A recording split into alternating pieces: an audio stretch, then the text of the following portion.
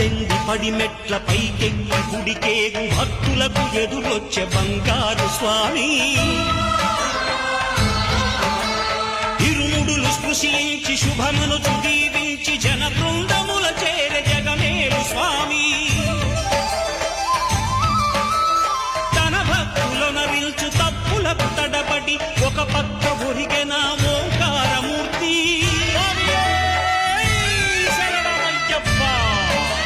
స్వాములందరూ తనకు సాయము కాగా ధీమంతుడై లేచే ఆ కన్య స్వామి